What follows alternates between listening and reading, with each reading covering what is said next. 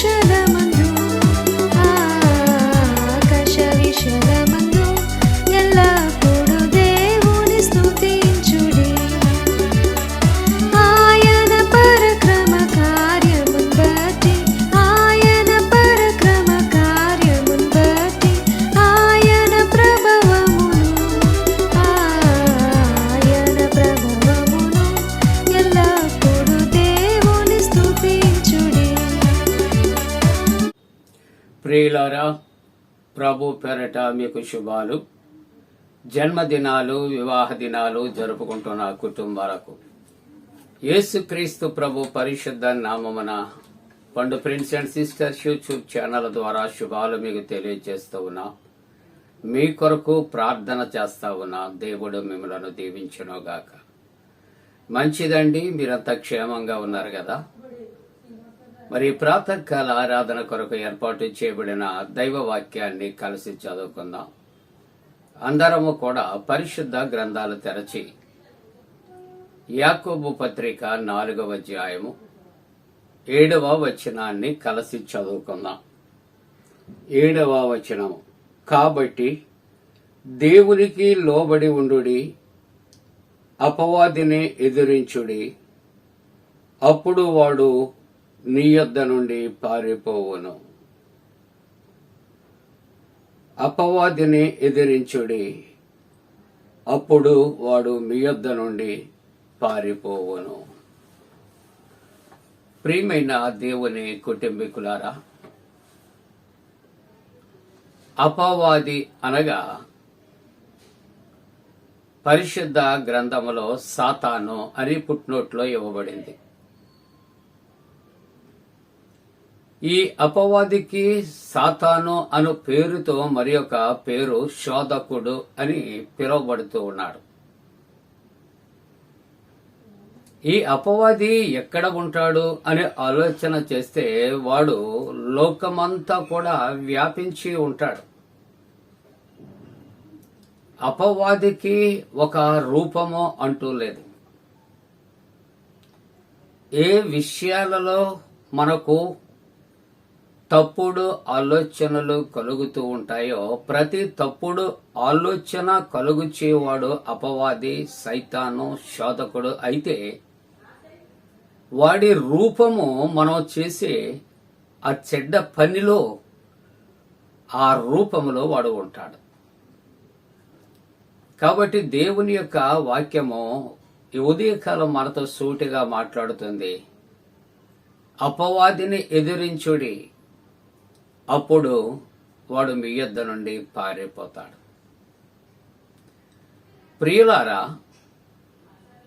దైవ వాక్యాన్ని మనము మరి పరిశుద్ధ గ్రంథము ద్వారా ఆలోచన చేస్తూ ఉంటూ ఉన్నప్పుడు పేతురు రాసిన మొదటి పత్రిక 5వ అధ్యాయము 8వ వచనాన్ని మనం చూస్తూ ఉన్నప్పుడు అపవాది కొరకు చెప్పే ఒక మాట ఏమిటి అని ఆలోచన చేస్తే, మీ విరోధి అయిన అపవాది అంటున్నాడు. అపవాది అందరికీ విరోధే. కాబట్టి మీ విరోధి యొగు అపవాది వాడు ఎలా తిరుగుతున్నాడట లోకములో, గర్జించు సింహము వలె.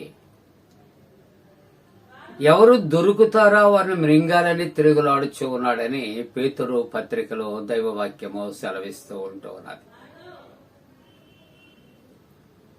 అందుకనే ప్రభు తన శిష్యులకు కూడా హెచ్చరిక చేసినటువంటి మాట, మీరు శోధనలో పడకుండునట్లు, అంటే అపవాది శోధనలో పడవేస్తాది, అపవాది శోధన కలుగు చేస్తాది, అపవాది శోధన కలుగు చేస్తూ ఉంటుంది. కాబట్టి మీరు శోధనలో పడకుండా ఉండాలంటే మెలకువ కలిగి ప్రార్థన చేయమనే శిష్యులను ఆయన హెచ్చరిక చేస్తా ఉన్నాడు. ప్రియులారా, అపవాదికి కూడా చక్కటి వాక్యం వచ్చు, ప్రార్థన వచ్చు. కాబట్టి వాక్యము ద్వారా మోసపుచ్చుతుంది, ప్రార్థన ద్వారా ప్రజలను మోసపుచ్చుతూ ఉంటుంది. ప్రియులారా, కాబట్టి దేవుని యొక్క వాక్యాన్ని ఆలోచన చేస్తే మొదటి యోహాను పత్రిక 3వ అధ్యాయము 8వ వచనములో అపవాది మొదటి నుండి పాపము చేయుచున్నాడు. ఆదికాండము ఆరంభములో దేవుని సొత్తు, దేవుని స్వరూప్యమైన ఆదాము హవ్వలను ఆయన చేసినప్పటి నుండి కూడా సాతాను అనే అపవాది లేక శోధకుడు వాడు శోధించటానికి ప్రయత్నం చేస్తున్నాడు. శోధనలో వాడిని పడద్రోస్తున్నట్లుగా కూడా దైవవాక్యం మాట్లాడుతున్నది. అందుకని ఈ వాక్యముల యోహాను మొదటి పత్రిక 3వ అధ్యాయం 8వ వచనంలో అపవాది మొదటి నుండి పాపము చేయుచున్నాడు. కనుక పాపము చేయువాడు ఎవరు అని ఆలోచన చేస్తే అపవాది సంబంధి, అపవాది సంబంధి, అపవాది మాటలు వింటాడు. అపవాది సంబంధి, అపవాది క్రియలను లేక కార్యములను చేస్తూ ఉంటాడు. ప్రియులారా, లూకాసు సువార్త 8వ అధ్యాయం 12వ వచనంలో ఇస్కరియోతు యూదా కనిపిస్తున్నాడు. ఇస్కరియోతు యూదాకు కూడా యేసుక్రీస్తు ప్రభువుని పట్టుకుని ముద్దు పెట్టుకుని అప్పగించాలనే మనస్సు ఎవరు కలుగు చేశారు? ఈ మాటలు ఆలోచన చేస్తే లూకాసు సువార్త 8వ అధ్యాయం 12వ వచనంలో అపవాది వచ్చి వారి హృదయములలో నుండి ఏం చేస్తుందంటే అక్కడ వారి హృదయాలలో ప్రవేశించి 13వ అధ్యాయం యోహాను సువార్త 13వ అధ్యాయం 2వ వచనంలో ఈ మాటలు నేను చదువుతున్నా. వారు భోజనము చేయుచుండగా ఆయనను అప్పగింపవలనని సీమోను కుమారుడు ఇస్కరియోతు యూదా హృదయములో అపవాది ఇంతకు ముందు ఆలోచన పుట్టించాను. చూసారా, ఇంతకు ముందే యేసు ప్రభుని అప్పగించాలని ఇస్కరియోతు యూదా మనస్సులోనట ఆలోచన పుట్టించాను అని యోహాను సువార్త 13వ అధ్యాయం 2వ వచనం. అలాగనే దేవుని యొక్క వాక్యము లోకములో ప్రకటించబడుతూ ఉంటుండగా మానవ హృదయాలలో చొచ్చుకున్నటువంటి దేవుని పరిశుద్ధ వాక్యాన్ని కూడా ఏం చేస్తుందంటే లూకాసు సువార్త 8వ అధ్యాయం 12వ వచనంలో అపవాది వచ్చి, అనగా శోధకుడు వచ్చి లేక సైతాను వచ్చి ఏం చేస్తుందంటే అక్కడ వారి హృదయములో నుండి వాక్యము ఎత్తుకుని పోవును. దేవుని వాక్యము కూడా హృదయములో నిలవనివ్వదు, ఫలింపనివ్వదు, ఎత్తుకుని పోతుంది. ఇస్కరియోతు హృదయములో కూడా యేసును అప్పగించాలనే దురాలోచన అపవాది లేక సాతాను కలుగు చేసినట్లుగా దైవవాక్యము మాట్లాడుతూ ఉంటూ ఉన్నది.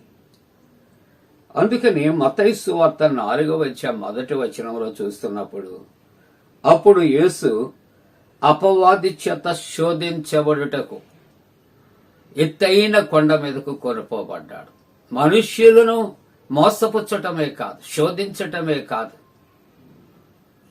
దుష్టక్రియలు చేయటానికి ప్రేరేపించటమే కాదు, దేవుని కుమారుడైన క్రీస్తు ప్రభుని కూడా శరీరాశ, నేత్రాశ, జీవపు డంబము కలుగు చేసి శోధించాలని ప్రయత్నం చేసినప్పుడు యేసయ్య అపవాదిని గద్దించగా దేవదూతలు వచ్చేట పరిచర్య చేశాను అని దేవుని వాక్యం. ఈ ఉదయకాలపు ఆరాధనలు మనం ఎంత ప్రార్థనాపరులమైన, ఎంత చక్కటి దేవుని వాక్యం వింటున్నా, వాక్యము ప్రకటన చేస్తా ఉన్నా, అపవాది ఆ హృదయములో వాక్యము నిలువకుండా ఎత్తుకుని పోయి దుష్టక్రియలు చేయటానికి యేసుని ఎలాగ అప్పగించాలని హృదయములో మొట్టమొదటి దానికి తలంపు కలిగిందో, అలాగే మనలను కూడా అది నాశన మార్గంలో నడిపించటానికి ఆలోచనలు కలుగు చేస్తుంది.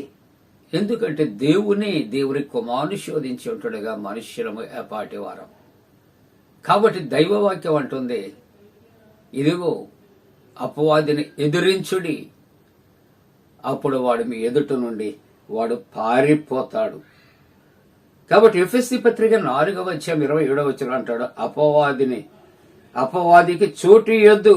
11 అంటాడు, మీరు అపవాది తంత్రములను ఎదిరించుటకు శక్తి కలిగిన వారిగా అగునట్లు దేవుడిచ్చిన సర్వాంగ కవచమును ధరించుకోవాలి. క్రీస్తుని ఒక కవచముగా మనము ధరించుకున్నప్పుడు అపవాది శోధనల నుండి మనం తప్పింపబడతాం. కాబట్టి నేటి వాక్య భాగము అపవాది యొక్క క్రియలను ఎదిరించుట, అలాగున అపవాదిని ఎదిరించుటకు దేవుడు తన పరిశుద్ధాత్మను మనపై మెడుగా కుమ్మరించునుగాక. ఆమేన్. ప్రార్థన. పరిశుద్ధుడా నీకు వందనాలు. అపవాదిని ఎదిరించుటకు శక్తిమంతులమగునట్లు కృప చేయండి. ఉదయకాలపు ఆరాధన ద్వారా నేను ఘనపరుస్తున్న ప్రతి కుటుంబము దీవించండి. శారీరక మానసిక బలహీనులయ్యున్న వారిని బలపరచండి, స్వస్థపరచండి. చిన్న బిడ్డలు, యవనస్తులు, వృద్ధుల కొరకు ప్రార్థిస్తున్నాం. రక్షణ కొరకు ప్రార్థిస్తున్నాం. నైనా గర్భిణీ స్త్రీలు సుఖ ప్రసవ కొరకు ప్రార్థిస్తున్నాం. యవనస్తులు వివాహము కొరకు ప్రార్థన చేస్తున్నాం. వారి యొక్క ఇంటర్వ్యూస్లో, వారి ఉద్యోగ ప్రయత్నాల్లో జయము కలుగు చేయండి. యేసు ప్రభు దివ్య నామమున వేడుకొనుచున్నాము తండ్రి. ఆమేన్. పరలోకమందున మా తండ్రి, నీ నామం పరిశుద్ధపరచబడనుగాక, నీ రాజ్యం వచ్చునుగాక, నీ చిత్తం పరలోకమందున వేర్చినట్టు భూమి అందు నెరవేరునుగాక. మా ఇందిన ఆహారం నేడు మా దయచే, మా ఏడల అపరాధం చేసిన వారిని క్షమించిన ప్రకారముల అపరాధము క్షమించము, శోధంలోని తెక్క కీడును తప్పించము.